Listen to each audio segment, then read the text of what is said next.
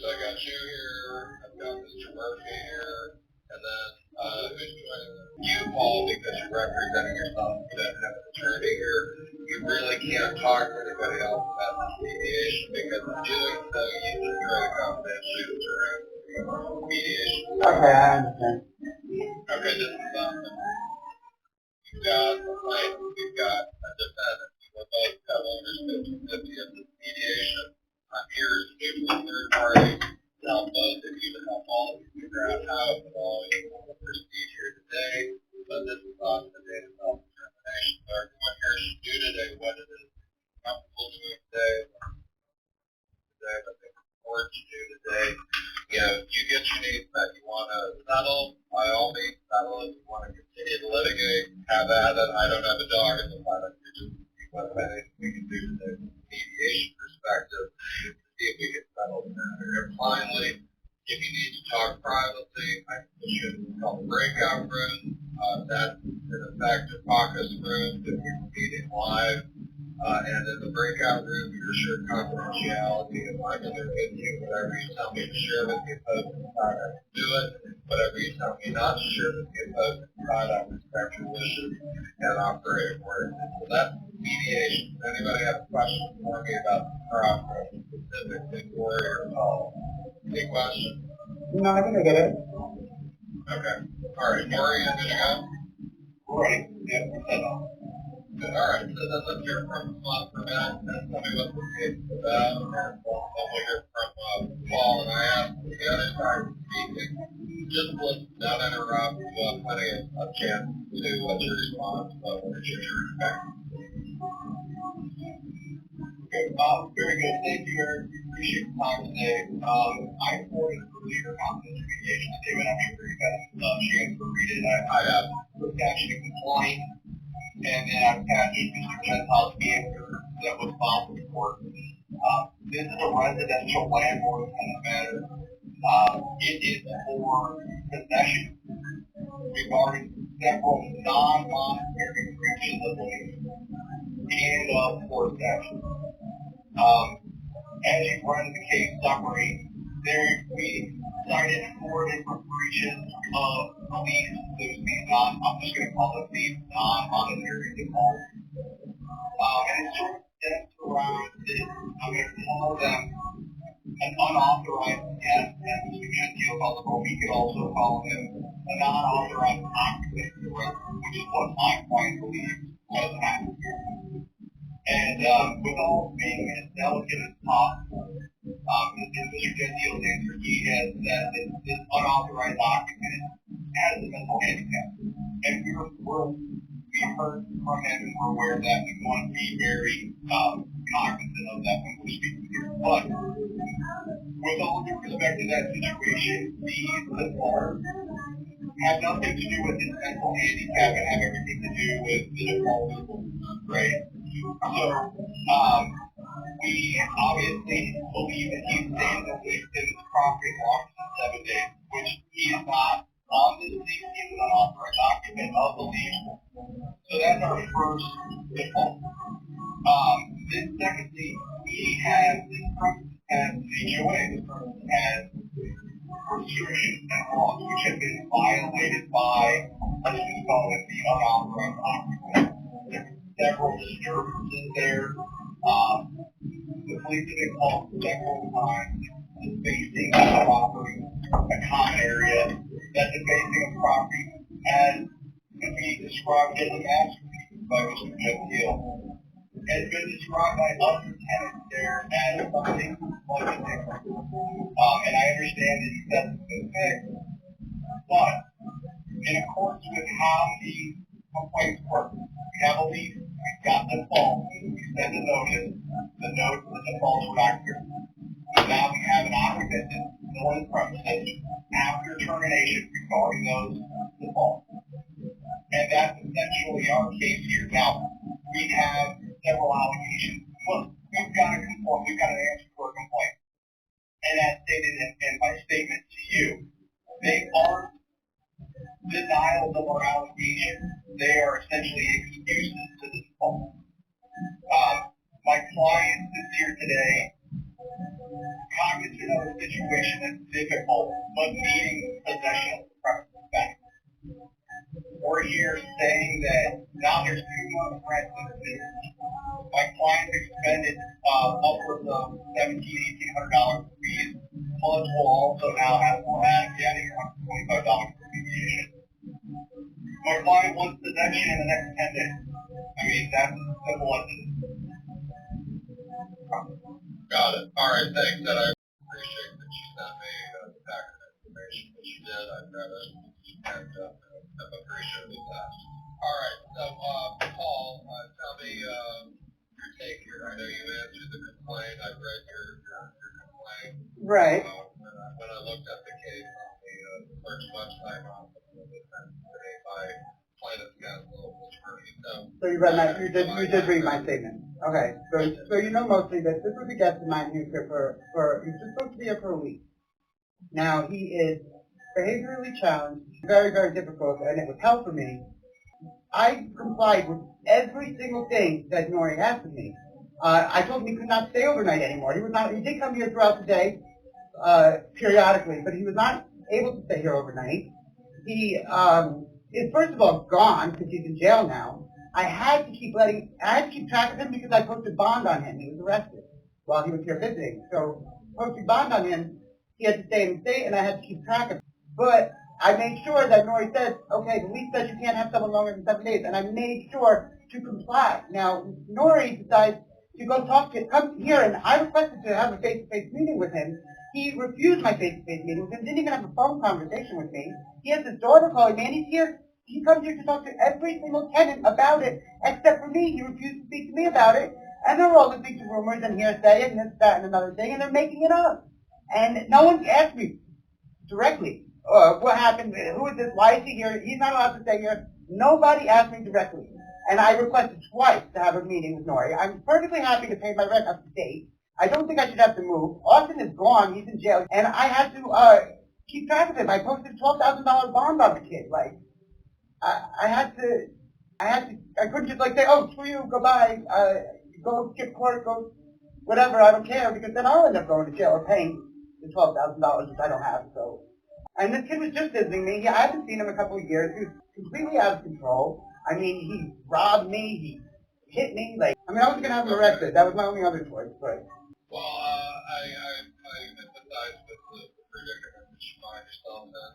I guess my take from what you told us right now in your opening statement, am I correct that, you're not interested in moving, you want to yeah, I love it here. I'm perfectly comfortable. It takes me a while to sink into somewhere. I spent a lot of time, a lot of money fixing it up, and I work here too. It's going to completely uptrack my life, completely upjump my job. Like, I have, my whole life is here. And he raised my rent without the 90 days, which is standard. I said fine, I'll agree to the rent increase. I'm perfectly willing to pay the rent up to date, but if I don't have to move, I want a release. Like, he's not going to be here anymore. He's in jail for over a year now. So he was the problem. Every single complaint about that, 1, 2, 3, 4, 5, 6, 7, 8, 9, 10, they were all him, not me. I live peacefully. I don't bother anyone. I never even told Nora with one complaint or issue or any kind of request. I don't even have his number in my phone or the manager's number in my phone because I take care of myself. I take care of my things, and I'm not even one to call and complain. So here's what my suggestion is, mediator for everybody. I think it's probably a good idea that we break the breakout rooms, and I'll go in and talk to Ed first with Dory, and then I'll be back in to speak to you, Paul, after that. Absolutely. Okay. Conference. But let me just break everybody up to the breakout rooms. I'm creating them right now.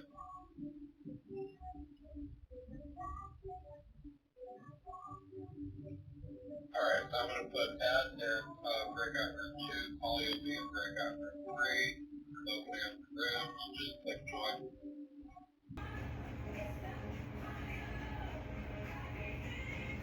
Hi, Paul. Hi. Okay, so I've got a counter offer for you. So I'm going to just read you what the offer is, and I just want you to take notes while I'm giving you the offer, and then we can pick it apart, okay?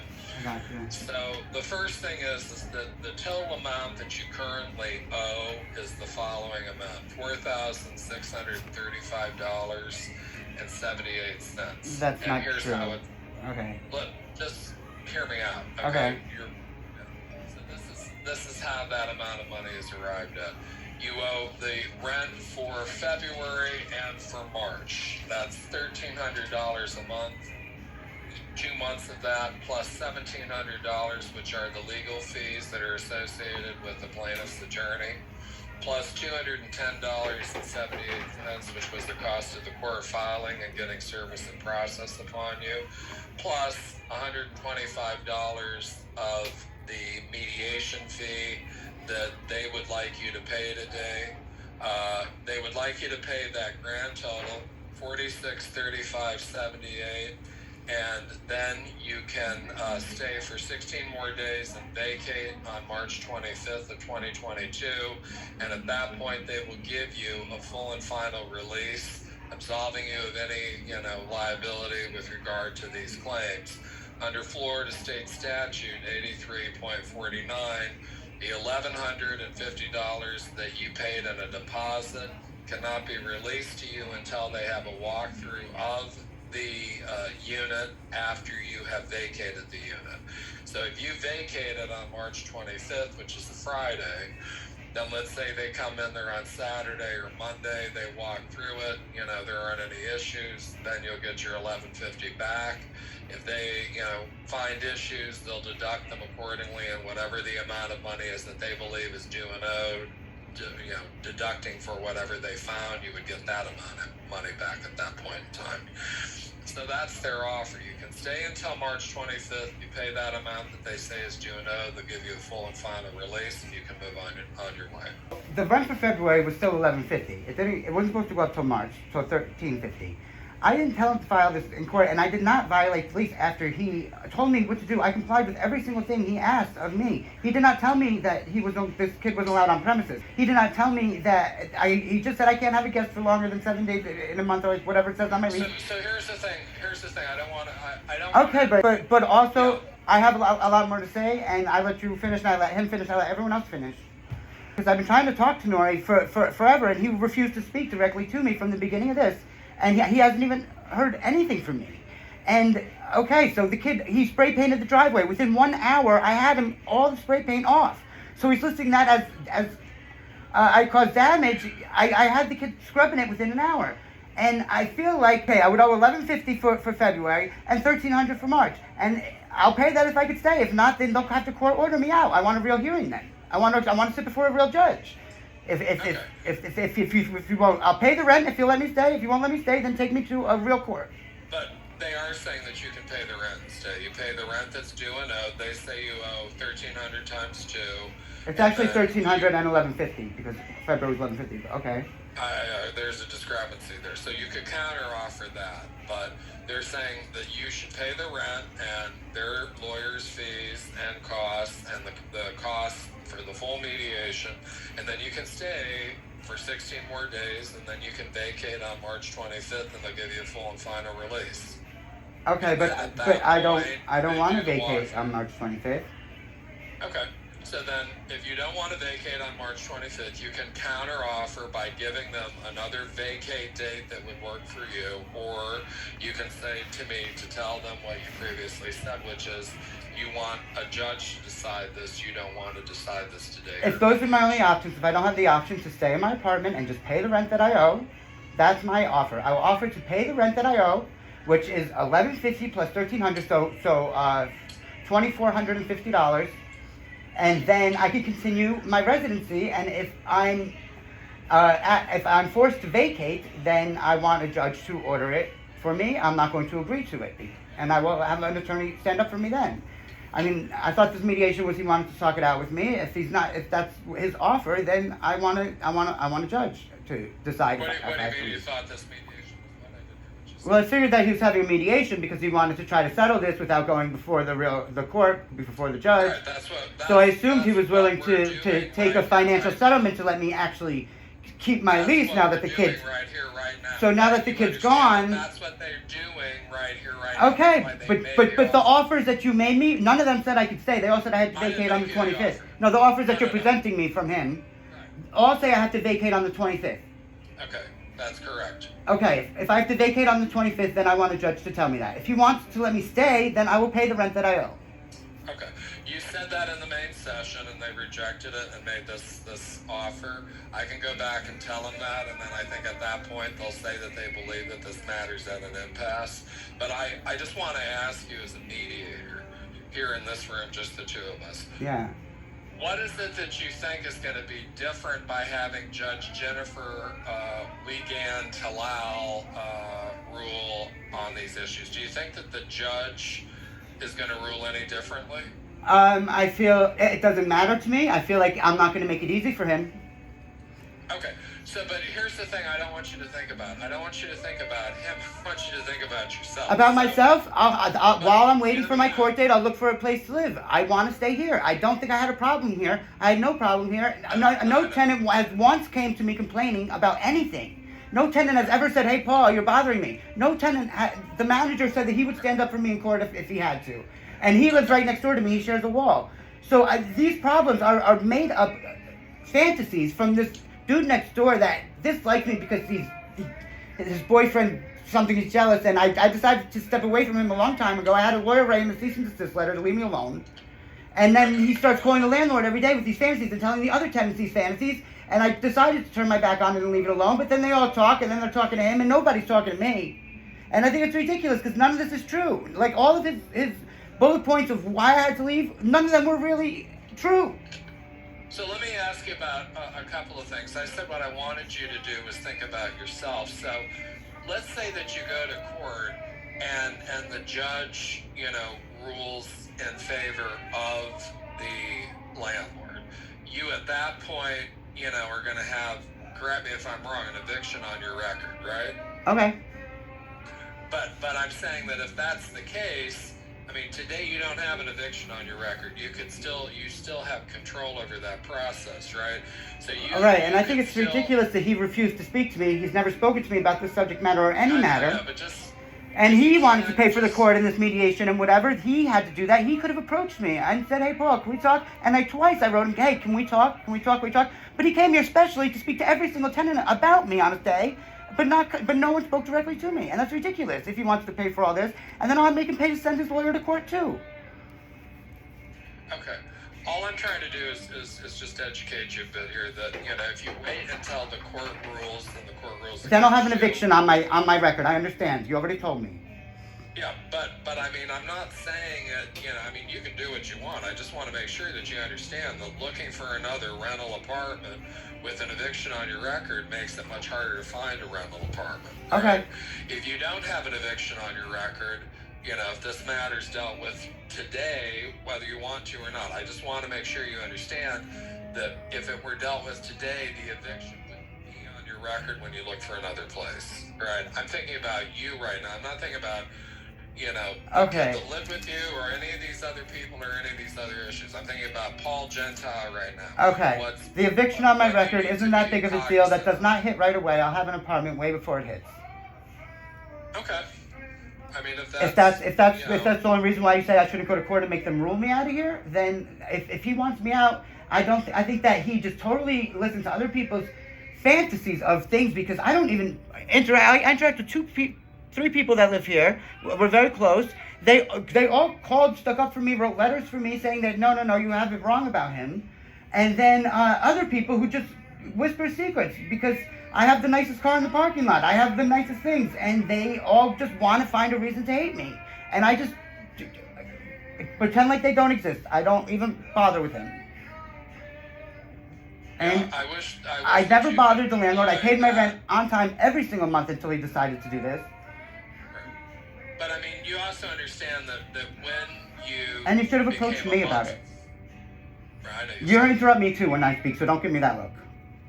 I'm not. Well, look, I'm saying you've said that to me before. Okay. I know you've said in the main session, and you've said here to me now, I think 3 or 4 times. All right, well then I won't repeat myself. That's what I have to say. And if he wants his rent money, then let me stay in the lease. And if he does, and if he wants to evict me, take me to court. That's how I feel about it.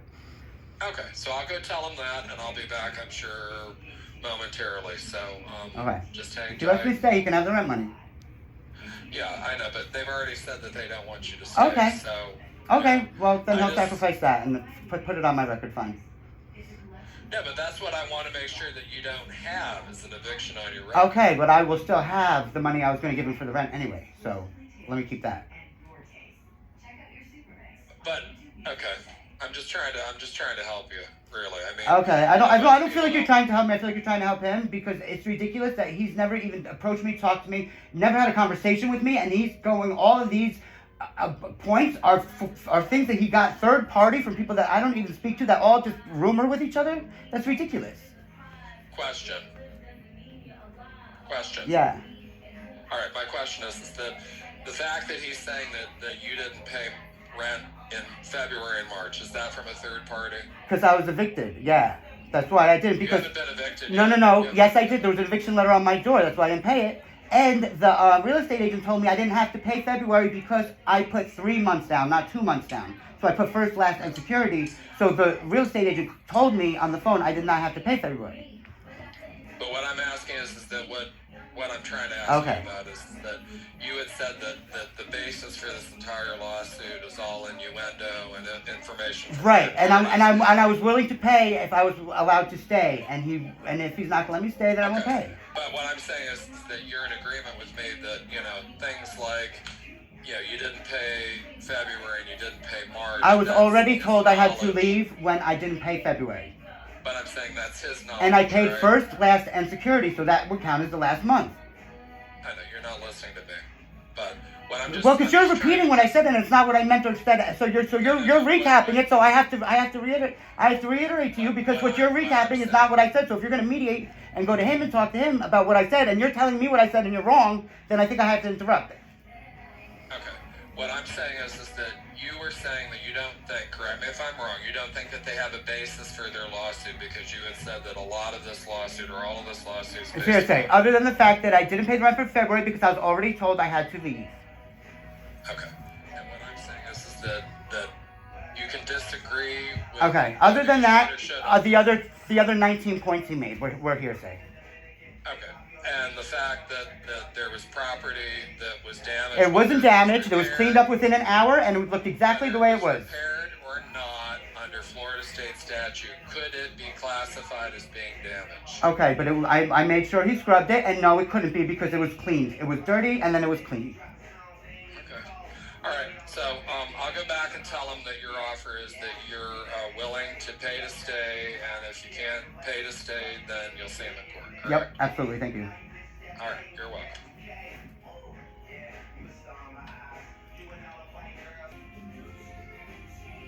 Paul. Yep. So I spoke with them, and I reiterated that you're happy to stay and pay, as it were, on the month-to-month tenancy, and if they didn't want to accept that you'd see them in court. And at this point, they're saying then they'll see you in court. So, okay. I don't know if there's anything else that I can help you with today, but yeah, they're still here, but you guys are pretty far apart because, I understand why you want to do what you want to do. I understand why they want to do what they want to do. And seems like the two aren't going to meet, so. Okay, and it's just that I want to emphasize the fact that he should have approached me, he should have spoke to me, he should have gave me the chance of having a conversation with him before doing all this, and all of this cost of this legal proceedings is his unwillingness to have a conversation with me about it. He barely spoke. All he said was, "Are you willing to sign a month-to-month lease?" I said yes. Within a week of signing that month-to-month lease, he evicted me. And without ever once, and in that conversation, I said, "Can we please meet and talk in person? Can I please at least have a phone conversation with you?" And he refused all of those. And then he had his daughter call me about the damage in the parking lot. And by the time she called me, a couple hours later, it was already scrubbed off.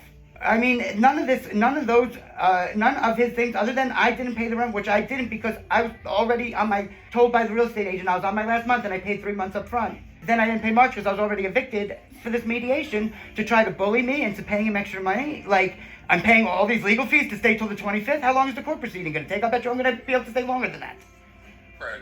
Well, remember one thing, that was his offer. You can always make a counter offer, including saying, look, I'm not going to pay for your legal fees.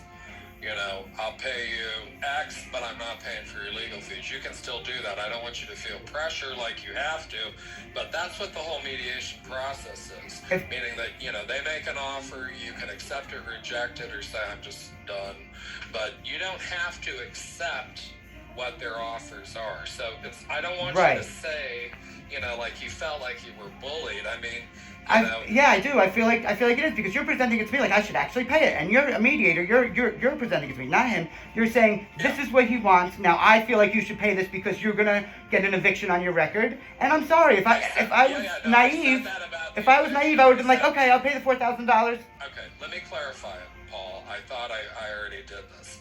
I said that I thought that you should try to settle this case today because it's within your power to do so, but you have to do what you want to do. Okay. I never so said I paid that first I thought month. You should pay the amount that was offered. I said I thought you should settle, and I also brought up now 3 different times the power of making a counteroffer. Okay, the counteroffer. This is my counteroffer. I paid first and last month's rent, $1,150. So that covers February. So I will pay for March if I could stay till April 1st. Just March because I paid the last month, and then I get my security deposit back because I didn't damage anything in here. Okay, so you'll pay for March. That's $1,300. And you want to stay until April 1st? Until April 1st. I mean, I would like the option to stay now that no one's going to be bothered by Austin, who's in jail now. If I'm going to pay for March, I want to stay for March, and I did pay first, last, and security, so that's what's fair to me, and I did not cause or want these legal proceedings. He could have spoke to me person to person like I requested too many times, and he did not even give me the chance. Okay, so we'll pay for March, which is $1,300. You want to stay until April 1st, and then the $1,150, which is the security. Wait, no. I'll pay $1,150 because he didn't give me 90 days on the rent increase. Okay, we'll pay $1,150 for March. And then you want to stay until April 1st. Yes. Right? Yes. And then you want your $1,150. I mean, I know you want it back, and I know that because you've got a lease there that you've read through that under Florida State Statute, Section 83.49, if they do a walkthrough and if everything's, good to go, you'll get your $1,150 back. If there's a walkthrough and something needs to be repaired, it's deducted from the deposit. Correct. I've rented lots of apartments. I've never had an issue like this. I've never been evicted. I've never been forced to leave, asked to leave, none of this. Because the landlord didn't go and listen to the rumors of jealous people. Like. Okay. So you'll pay $1,150 for March, and when do you want to pay that by? Because they'll ask me the date that you're going to pay that by. What day of the week is today? Today's the 9th. Today's Wednesday the 9th. Wednesday the 9th. Want to pay it by Friday the 11th? Sure. By 3/11 at 5 o'clock. Yes. Okay. And then you want to be allowed to stay until April 1st. Correct. You want your security deposit, processed in a normal way. And then the bottom line is you're not paying for any of the legal fees and costs Absolutely that not. are associated with this. Okay. All right. So, good. You've got a counteroffer now. And let's see if they'll accept it or reject it. I appreciate you working with me. Oh, it's okay. I'm just really upset. I'm dramatic. I'm not. I understand. It's not you personally. It's just that this really bothers me because he never even. I've met him once. I've met this man once, and he's thinking and writing and doing all this stuff about me that it's not direct information. I understand. Let's see what we can do. I appreciate you trying to work with me to get this thing settled. So, be mindful of the fact that they might reject this, but I'm going to go back and see if they'll take it. Okay? Mm-hmm. Just hang tight. To have you pay $1,150 for March, and that you're going to pay that amount of money by Friday at 5 p.m. You can stay until April 1st. They know that you're not going to pay for, his legal fees or costs or their half of the mediation. which was 125. You still have to pay for your half of the mediation, but they're not. You don't have to pay for their half of the mediation. And then what he is going to do, Ed is going to do, is he's going to send you tomorrow morning what's called a stipulation. It's an agreement, and you read through that, and if you're good to go with that, then send it back to Ed by tomorrow afternoon, because that's the window that this offer is open. Then, at that point, you're good to go. If you don't send it back to them, then the deal falls through and they'll proceed accordingly. They also wanted you to know that, this stipulation is going to contain language, which all of these stipulations in general contain, which says if you stay after April 1st, then, under the terms of the stipulation, which is the contract, they don't have to do anything further than just get an affidavit from the landlord from Nori saying that you were supposed to be out per the stipulation on April 1st. You're still there, and they want immediate possession. They can release you in the stipulation if you sign it and if you, act accordingly on all issues regarding possession. But they can't release you as for damages unless and until they do the walkthrough. There aren't any damages found, and then at that point that can occur. So that's the deal that they're proposing, which I think is pretty close to what you said you'd be willing to work with them. Yeah, absolutely. But I'm not an attorney. But tomorrow when I get the deal, I will consult with an attorney and see if I'm doing the right thing. But I think that, that's fair. If I pay through this and he wants me out, then I paid what I was due. That's what I do. Yeah. I mean, I don't want to say and not pay. I'm not going to be an asshole like that, but I do owe 1 month if I say. Okay. So I just want to clarify one thing, because he asked me to ask you. Your email address is PAUL and then LGNTILE@yahoo.com, correct? Correct, yes. Okay. And then what is the phone number that if Ed has to call you on something tomorrow, he can call you? 786-489-6285. 6285? Yeah. All right. Okay. So, you're good to go. Keep a lookout tomorrow for this document to come in. And I know you said you're going to consult with an attorney and see what the attorney says, but you've got a pretty good deal, I think, as a mediator for yourself, which is. Yeah, I think so too. But I don't want an attorney to tell me, oh, you screwed yourself, or you didn't have to, No. I understand that. But I'm just saying that, keep a lookout tomorrow. You'll get what's called the stipulation. You'll take it to an attorney. You'll work with the attorney. And then, like I said, his condition, Ed's condition is that if you're good to go, then, you got to send it back to him by tomorrow, afternoon. Correct. Otherwise, if he doesn't receive it, and that includes if he receives it on Friday morning, I mean, he's saying the deal's off. He needs to have it done by tomorrow. So. Yeah, okay. Okay? So it has to be done by tomorrow. Yeah. Well, please send it to me in the morning then. Well, I'm not going to send it. No, please tell him to send it to me in the morning, because I do want an attorney to review it. If he wants it done by business hours tomorrow, then it can't come at like 4 o'clock, Yeah. No, he's going to send it to you in the morning. So I'll reiterate that. Gotcha. And do you have any other questions for me before I let you go? No, I'm good.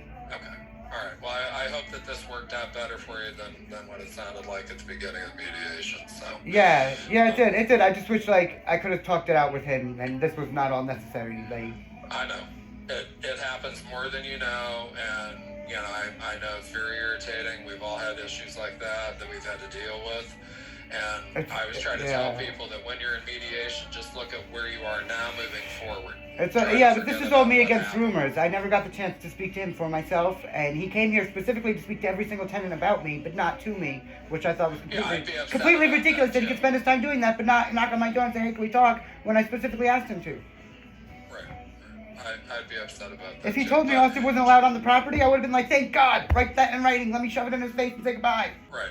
No, I'd be upset about that too. But, just so you know, here in the mediation, I mean, I don't know anything about whatever he talked about or spoke about or heard about. All I'm trying to do is deal with the time and money issues. Right. Well, if he's on the other end, please please tell him how I feel about that. No, I already did. I told him the first time I went back. Okay. You were upset about the way. And if he said Austin wasn't allowed, I would have not allowed him. Like, I complied with everything he asked, and then I get evicted anyway. That's what really bothers me. Right. But you're taking this bull by the horns, and you're going to get it dealt with tomorrow. So yeah, you're on the right. But then I'm signing that I'm going to leave, and then I have to get a new place to stay. I'm going to have to change my work address, my home address. It's a lot. Yeah, but you won't have an eviction on your record. So okay. That's important too, and you don't have to pay the legal fees. So I understand. All right, I'm going to let you go. I'm going to go back and tell Len. Okay, thank you. I appreciate it. Tomorrow. Okay. You're welcome. Yep. Take care. Good luck with everything. I'm allowed to call his attorney, right? Pardon me? I can call his attorney tomorrow if I want to, right? Sure. Okay. Sure. Yeah.